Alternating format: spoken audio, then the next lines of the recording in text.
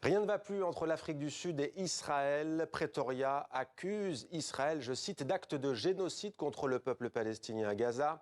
L'Afrique du Sud a déposé une requête devant la Cour internationale de justice. Israël rejette catégoriquement ces accusations. Avec nous pour en parler, Lizel Lowe, bonsoir, merci d'être avec nous. Vous êtes en direct de Johannesburg, politologue à l'International Crisis Group, spécialiste de l'Afrique du Sud et notamment de sa politique étrangère. Avec nous en direct de La Haye, aux Pays-Bas, notre correspondante Stéphanie Maupas. Bonsoir Stéphanie, à tout de suite. Et puis à Jérusalem, où nous irons également, notre correspondant Stéphane Amar. Bonsoir Stéphane.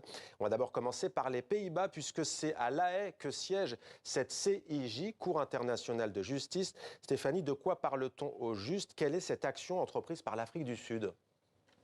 Eh bien, c'est une plainte de l'Afrique du Sud contre Israël.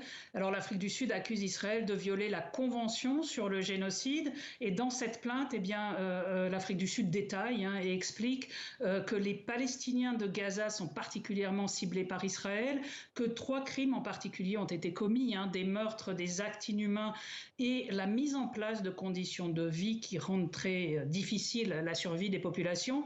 Et en fait, ce qu'il faut savoir, c'est que quand il s'agit d'un génocide, eh bien, il y a une intention spécifique. Si ces crimes ont été commis dans l'intention d'éradiquer la population palestinienne de Gaza, à ce moment-là, on peut imaginer qu'il s'agit d'un génocide. En tout cas, c'est la théorie de l'Afrique du Sud et c'est ce que l'Afrique du Sud défend devant cette Cour internationale de justice. Alors, ce qui explique aussi Pretoria, c'est que si cette procédure est engagée, c'est parce que c'est une obligation internationale, puisque la Convention sur le génocide fait obligation aux États d'essayer d'empêcher un risque de génocide ou un génocide en cours. Restez avec nous Stéphanie, on va voir tout à l'heure quelle est la différence entre cette CIJ et la Cour pénale internationale. Mais d'abord, le volet politique. Israël a rappelé le 20 novembre son ambassadeur en Afrique du Sud pour consultation. C'est Pretoria qui avait d'abord demandé le retour de tous ses diplomates en poste en Israël début novembre. Lizel Lowe, politiquement, pourquoi l'Afrique du Sud se positionne comme un fervent défenseur des Palestiniens? Oui, en fait, ça dure depuis assez longtemps, les relations entre l'Afrique du Sud et Israël est tendue, comme vous avez dit. Récemment, on a rappelé tous les diplomates de l'ambassade à Tel Aviv, mais l'ambassadeur n'est plus là depuis 2018. Donc l'Afrique du Sud, je pense, premièrement, l'ANC au pouvoir a toujours considéré la solidarité avec le peuple palestinien en lien avec leur propre lutte contre l'apartheid. D'ailleurs, on parle souvent de l'apartheid, la situation qui vit les Palestiniens en Israël. Mais je pense aussi que cette requête, précisément, est une tentative pour l'Afrique du Sud aussi de peser sur la scène internationale, de montrer que les questions internationales peuvent aussi être portées par un petit pays comme l'Afrique du Sud. On a vu ça aussi, les actions de l'Afrique du Sud pendant la guerre en Ukraine, qui a été beaucoup critiquée. L'Afrique du Sud a refusé de condamner la Russie lors des débats à l'Assemblée générale de l'ONU, etc. Donc une façon de porter la voix des pays du Sud. Et je pense que troisièmement, Mohamed, il y a aussi une question de politique intérieure en Afrique du Sud, parce que nous avons des élections en 2024 et c'est quand même quelque chose de très populaire. L'ANC est en déclin et faisant ce militantisme quelque part pour la cause palestinienne, c'est aussi quelque chose qui est politiquement important pour l'Afrique du Sud. Voilà pour ce point de vue, politique extérieure, politique intérieure également. Avant de retrouver Stéphane Amar à Jérusalem, la réaction d'Israël, c'était avant-hier, dimanche, dernier jour de l'année. Ce n'est pas nous qui sommes venus commettre un génocide, c'est le Hamas, a déclaré Benyamin Netanyahou. C'était lors de la réunion hebdomadaire de son gouvernement, cabinet ministériel. Donc Israël mène une guerre, je cite, d'une moralité sans équivalent, a aussi déclaré Benyamin Netanyahou. Alors Stéphane, il y a du nouveau, semble-t-il, dans ce dossier, pas plus tard que ces dernières heures. Est-ce qu'Israël se prépare à répondre juridiquement à cette requête de l'Afrique du Sud ? Oui, absolument, ça a été annoncé aujourd'hui. Israël va répondre, va nommer un expert chargé de répondre point par point à ces accusations, en niant bien sûr le crime de génocide et en le reportant, comme vous l'avez dit, sur le Hamas qui a commis ces massacres du 7 octobre, tuant indistinctement bien sûr des civils. On le sait, Israël de son côté explique bien que les morts de Gaza sont des morts collatéraux, des victimes collatérales des combats et que surtout le Hamas se dissimule derrière sa population, notamment par le biais des tunnels qui ont été creusés sur la bande de Gaza, mais également lors de combats. D'après les Israéliens, cela a d'ailleurs été confié, avoué par des officiers du Hamas qui ont été arrêtés lors de cette guerre depuis le 7 octobre. Donc non seulement Israël compte se défendre devant la Cour pénale, mais Israël va également nommer un juge, puisqu'il a le droit, qui va siéger à La Haye pour examiner cette plainte de l'Afrique du Sud. Voilà pour ces dernières informations en provenance d'Israël. Donc, Stéphanie Maupas, je reviens vers vous. On est bien d'accord qu'il y a la CIJ, la Cour internationale de justice. On est plutôt dans les litiges entre États, en l'occurrence l'Afrique du Sud qui parle au nom des Palestiniens et Israël. La CPI, c'est la Cour pénale internationale qui, elle, peut poursuivre. On le sait qu'il a déjà fait et même condamné des dirigeants, d'anciens dirigeants reconnus coupables, par exemple, de crimes de guerre ou crimes contre l'humanité. Alors, dites-nous quelle est la différence et sur quoi ça peut déboucher, au fond, cette requête sud-africaine? Alors, on peut dire. Alors, la différence, hein, vous l'avez dit, c'est que la Cour internationale de justice se charge des conflits entre États. Donc, c'est exactement là où on est en ce moment avec cette plainte de l'Afrique du Sud. Les effets que ça peut avoir, on peut déjà considérer que ça a déjà un effet. Israël aurait pu boycotter. C'est pas la décision qui a été prise. Et on peut considérer qu'il y a déjà un certain embarras par rapport à cette plainte. En tout cas, il y a une réponse qui va être donnée parce que cette Cour internationale de justice, eh bien, sur le plan diplomatique, c'est une cour qui est en réalité très respectée. Hein. C'est la plus haute cour de l'ONU.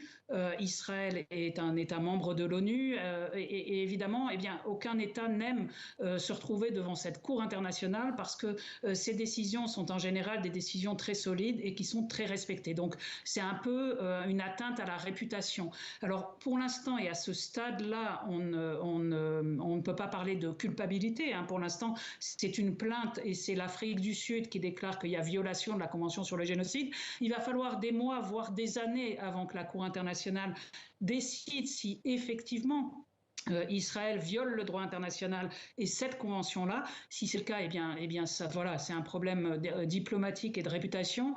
Mais en attendant, il va y avoir une procédure, hein, dont vous venez de parler, une procédure au cours de laquelle, eh bien, l'Afrique du Sud et Israël vont chacun défendre leur position. Et au terme de cette procédure, c'est une procédure d'urgence, hein, et au terme de cette procédure, eh bien, les juges peuvent rendre une ordonnance qui est une ordonnance d'urgence, hein, pour maintenant dire éventuellement à Israël qu'il faut limiter les bombardements ou qu'il faut laisser passer l'aide humanitaire. Voilà, donc la Cour ne se prononcera pas sur le fond, mais elle prendra des mesures qu'elle prononcera dans une ordonnance pour essayer de limiter les éventuels dégâts, si je puis dire, sur le conflit en cours entre l'Afrique du Sud et Israël. Et un nouveau détour maintenant par l'Afrique du Sud. Lise Lowe, tout à l'heure, vous nous disiez que le président Cyril Ramaphosa joue aussi une carte de politique intérieure à l'approche d'élections. On a le sentiment, d'après vous, donc qu'il y a plutôt un soutien. Il a intérêt à soutenir les Palestiniens par rapport à l'ANC. Mais j'aimerais vous entendre sur les Sud-Africains de confession juive. Ils sont au nombre de 70 000. Il s'agit d'une communauté, précisons-le, historiquement engagée contre l'apartheid, mais aussi en partie très attachée à l'État d'Israël. Comment cette communauté vit-elle cette décision de l'Afrique du Sud ? Oui, il y a une importante communauté juive, très influente aussi. Comme vous avez dit, il y a certaines figures importantes dans la lutte contre l'apartheid. Mais certains d'entre eux se sont très clairement démarqués contre les actions de l'Israël aujourd'hui. Et donc, c'est assez compliqué, ils sont assez divisés, j'allais dire.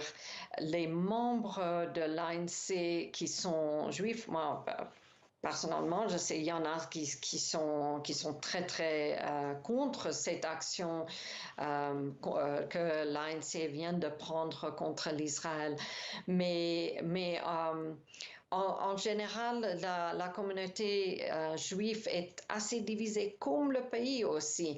Il faut dire que même si l'extrême gauche est très militante anti-Israël, la minorité, blanche, la partie d'opposition, l'Alliance démocratique, qui est d'ailleurs le parti principal d'opposition, issu de la minorité blanche, est vraiment contre les actions de l'ANC et plutôt pro-occidental. Moi, je n'allais pas dire pro-Israël, mais il y a un sentiment que c'est trop risqué pour un petit pays comme l'Afrique du Sud, avec une économie en déclin, de se faire des ennemis sur la scène internationale, surtout envers les États-Unis, un partenaire économique très important. Et le critique contre l'ANC, c'est pourquoi vous allez vous porter cette requête et prendre le risque de se faire des ennemis aux États-Unis et peut-être en Europe également. Et l'Afrique du Sud était dans l'embarras il y a quelques semaines après la révélation dans ce dossier d'un entretien téléphonique entre la ministre des Affaires étrangères, la chef de la diplomatie sud-africaine Naledi Pandor et le chef du bureau politique du Hamas, Ismaël Haniyeh, qui, on le sait, est en exil à Doha, au Qatar. Stéphane, vous êtes à Jérusalem. Est-ce que vous pouvez nous en dire plus? De quoi s'agit-il? Quand a eu lieu cette discussion? Oui, cette discussion a eu lieu au début du mois de décembre et elle a mis dans l'embarras effectivement l'Afrique du Sud, puisque l'information a été révélée par les responsables du Hamas eux-mêmes, qui ont remercié l'Afrique du Sud pour ses contacts et qui ont considéré l'Afrique du Sud comme l'un des principaux alliés du mouvement islamiste, ce qui bien sûr explique d'une certaine manière la procédure qui est engagée aujourd'hui, mais qui, comme on le disait, ne va pas améliorer certainement les relations entre l'Afrique du Sud et Israël, qui sont au plus bas depuis maintenant plusieurs années.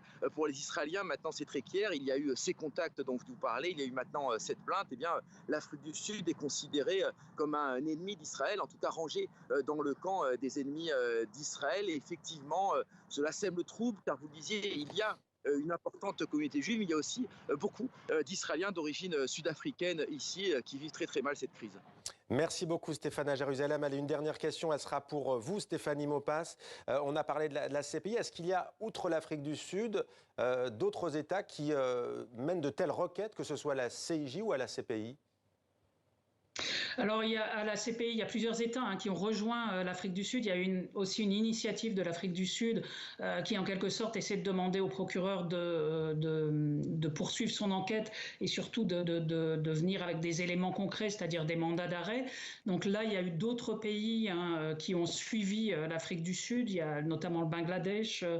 Il y a 5-6 pays qui ont suivi l'Afrique du Sud sur cette requête-là. Et devant la Cour internationale de justice, il n'y a pas eu d'autres États, mais il y a une possibilité que d'autres États rejoignent la procédure qui a été engagée devant cette Cour-là. Merci beaucoup Stéphanie Maupas-Sala, et merci à Stéphane Amar à Jérusalem, et merci à Liesl Loh d'avoir été également avec nous. Stéphane qui était donc avec nous il y a quelques instants en direct de Jérusalem. Merci à tous les trois.